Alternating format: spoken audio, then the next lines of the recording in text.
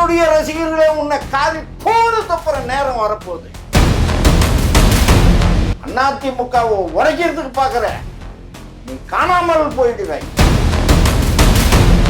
உன்னை தூக்கி கொஞ்சம் வேணானு, என் மடியில தூக்கி கொஞ்சம் வேணான், நான் சொல்றேன் அழிஞ்சு போயிடுவேன். நேத்து வந்த பிளகா பையன் நீ பேசுறது சரியில்லை சொல்லி வைக்கிற. விஜய் அவர்கள் அவனுக்கு ஏது கொள்கை பூஜ்யம். அவன் செங்கோட்டைக்கிறான் செண்டாளன். இந்த செண்டாளன், இந்த ஆள்காட்டி, இந்த துரோகி. சார் வணக்கம். வணக்கம். இப்ப ஈரோட்ல சமீபத்துல டிவிகே தலைவர் விஜய் அவர்கள் மிகப்பெரிய பரப்புரை ஒன்று நடத்திருக்காரு. அதுல கொள்கைகள்லாம் இருக்கு, பிறப்புக்கும் எல்லா உயிருக்கும் சொல்லியிருக்காரு. இது மத்தியில இங்கிருந்து அஇஅதிமுக இருந்து போன செங்கோட்டையன் அவர்கள் அடுத்த எம்ஜிஆரே வந்து விஜய் தான் அப்படின்னு சொல்லியிருக்காரு. அதை நீங்க எப்படி பாக்குறீங்க? எம்ஜிஆருக்கு நிகர் எம்ஜிஆர் தான். மக்கள் திலகம், புரட்சி தலைவர், பொன்மனச்செம்மல், கொடைவள்ளல், அவருக்கு நிகர் அவர் தான். வேற யாராலையும் அந்த இடத்த பிடிக்க முடியாது. இந்தியாவிலேயே பிடிக்க முடியாது. இந்தியாவிலேயே எம்ஜிஆருடைய இடத்த பிடிக்க முடியாது. விஜய் ஒரு கொசு மாதிரி, ஒரு சின்ன புழு இருந்தாலும் அது டேஞ்சரான புழு, விஷமான புழு. விஜய் எம்ஜிஆர் ஆக முடியாது.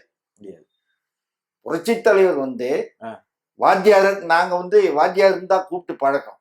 அதுக்கப்புறம்தான் காலப்போக்கில் அப்படியே அவருடைய பட்டங்கள் புரட்சி தலைவர் அப்படின்னு, பொன்மனச்செம்மல், சத்துணவு தந்த சரித்திர நாயகன் அப்படின்னால பல பட்டங்கள் அவருக்கு, நடமாடும் தெய்வம் அப்படின்ட்டுலாம் அவருக்கு, கண்கண்ட தெய்வம்ன்ட்டு பட்டப்பெயர்கள் எல்லாம் உண்டு.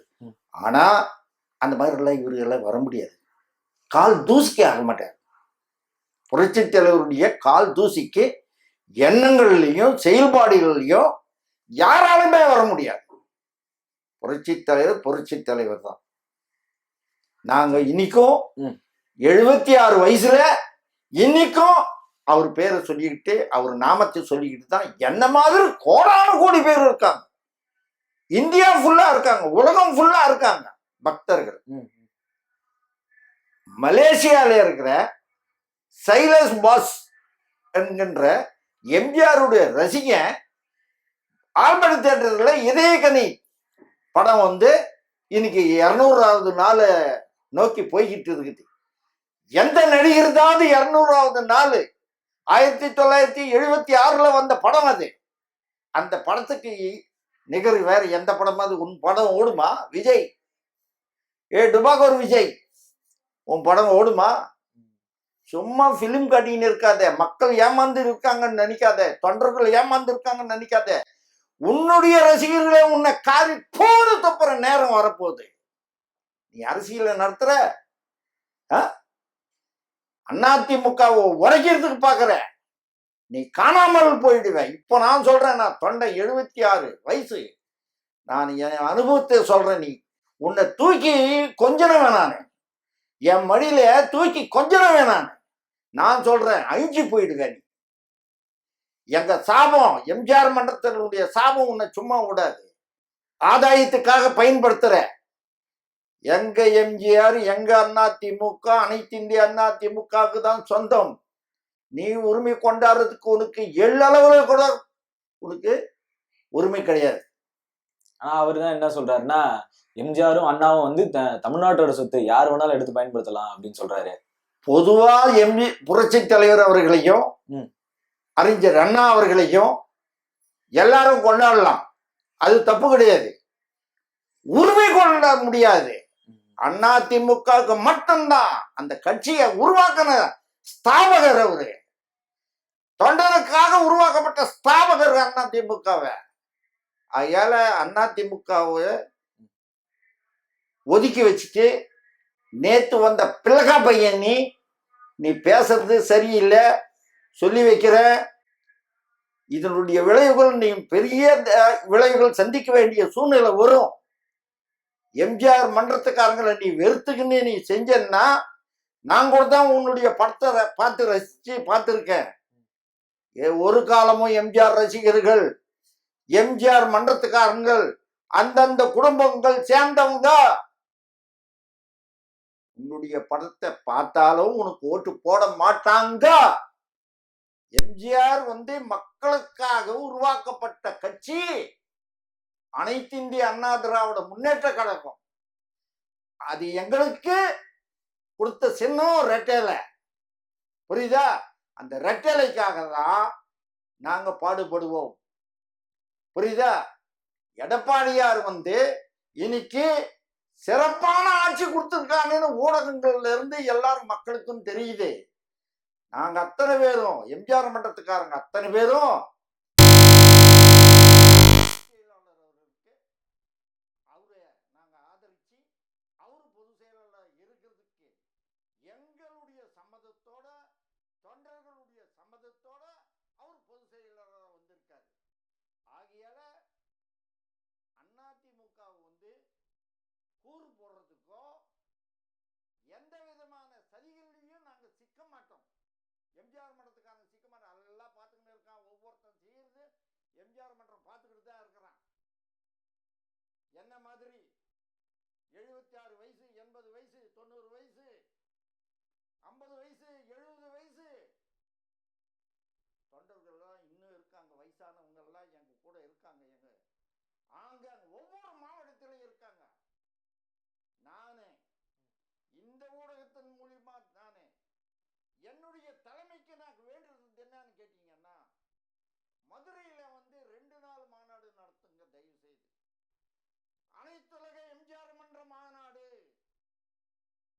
அண்ணன் பொன்னையன் அவரு செயலாளராக இருக்காரு, சென்னையன் இருக்காரு, ராயபுரம் மனோ இருக்காரு, காஞ்சி பன்னீர்செல்வம் இருக்காரு. இவங்கெல்லாம் ஒண்ணு கூடி எம்ஜிஆர் மன்ற மாநாடு மதுரையில 2 நாள் மாநாடா நடத்துங்க தயவு செய்து. நான் இது பொதுவையில கேட்கறேன்னு நினைக்காதீங்க. பல தடவை உங்ககிட்ட சொல்லி இருக்கிறேன். எம்ஜிஆர் மன்ற மாநாடு நடத்தி காட்டுங்க. கோடான கோடி ஜனங்க சேருவாங்க மதுரையில. எங்களுக்கு எம்ஜிஆர் தான் தேவை. எம்ஜிஆர் கட்சி, எம்ஜிஆர் கொடுத்த ரெட்டலை, இதுதான் எங்களுக்கு தேவை. இப்போ வயசானவங்க எம்ஜிஆர் மன்றத்துல இருக்கவங்க எல்லாருமே இருக்காங்கன்னு சொல்றீங்க. ஆனா இளைஞர்கள் எல்லாருமே இப்போ விஜயோட பக்கம் தானே இருக்காங்க சார். சினிமா நடிகர் பார்க்கணும்னா எல்லாரும் வருவாங்க. அங்க வந்திருக்கவங்க அத்தனை பேரையும் எல்லா கட்சிக்காரங்களும் சேர்ந்து அவங்க பசங்களை தான் வந்திருக்காங்க. இப்போ ஒரு குடும்பம் இருக்குதுன்னு வச்சுக்கீங்களேன். அந்த குடும்பம் அதிமுக இல்ல திமுக இல்ல காங்கிரஸ் இல்ல கம்யூனிஸ்ட் இந்த மாதிரி இருக்குது. அந்த குடும்பத்துல சினிமா ரசிகன் ஒருத்தன் இருந்தான்னா அவன் பார்த்துருப்பான். ரசிகனா தான் பாப்பானே தவிர உனக்கு ஓட்டு போடுறதுக்கு அவனுக்கு அவங்க அப்பா அம்மாவை யாரும் விட மாட்டாங்க.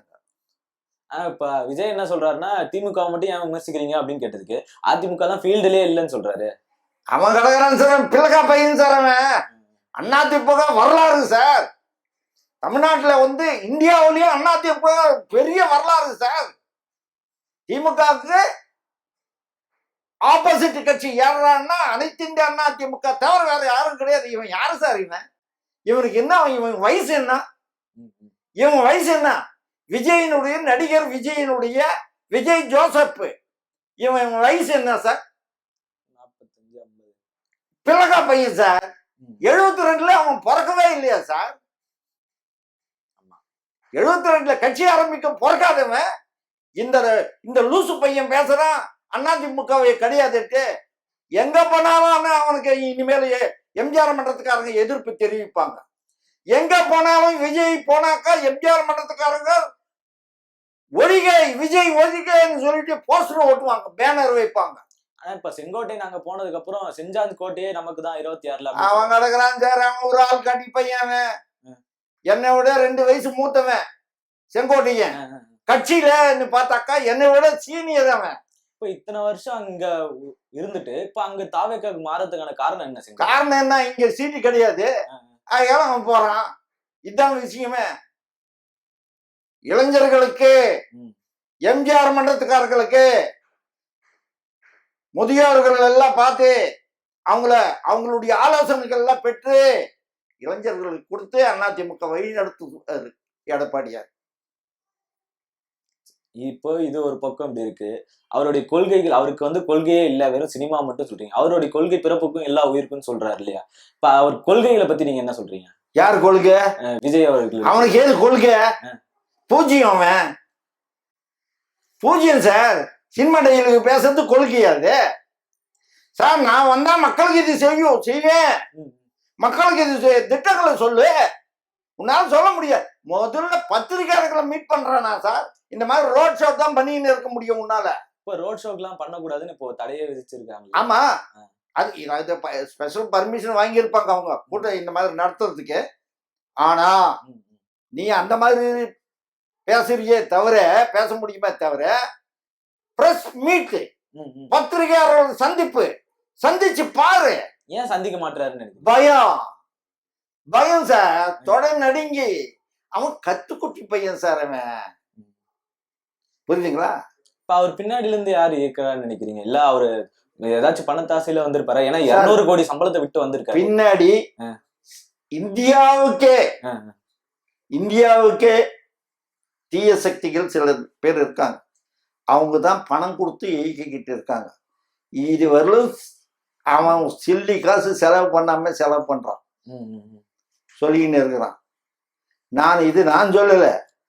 அவங்க கட்சி ரசிகர்களா இருக்கவங்க ஆண்களும் பெண்களும் பணத்துக்காக தான் இங்கே முகாம், பணம் கொடுத்தா போஸ்டிங்கு அப்படின்னு சொல்லிட்டு அங்க இருக்காங்க. என்ன இந்த செண்டாளன் இருக்கானே, செங்கோட்டையன் செண்டாளன், இந்த செண்டாளன், இந்த ஆள்காட்டி, இந்த துரோகி என்ன கூப்பிட்டான் சார். விஜய் கிட்ட இட்டுன்னு போறேன், உன்னை என்ன பதவி வாங்கி தரேன், நீ மூத்தவன் அப்படின்னு சொல்லிட்டு எனக்கு வர வச்சு எனக்கு சால்வை போட்டு என்னை கூப்பிட்டாயோ பைத்தியக்கார. நான் எம்ஜிஆர் ஆளியா? நான் இந்த மாதிரி உன்ன மாதிரி ஆள் கிடையாது. நான் டோமர் வேலையெல்லாம் பண்ண மாட்டேன். எனக்கு எம்ஜிஆர் தான் பிடிக்கும், எம்ஜிஆர் ரசிகர். நான் எம்ஜிஆரால தான் திமுகல சேர்ந்தேன், திமுகல இருந்து அதிமுக வந்தேன், அதிமுகல தொண்டனா இருந்தேன், ரசிகனா இருந்தேன். முதல்ல ரசிகன், அப்புறம் தொண்டை, அப்புறம் விசுவாசி, இப்போ பக்தனா இருக்கிறேன். இது போட்டு எனக்கு பதவி அப்படின்னு சொல்லிட்டு வந்துட்டேன். திட்டிட்டு வந்தேன் சார்.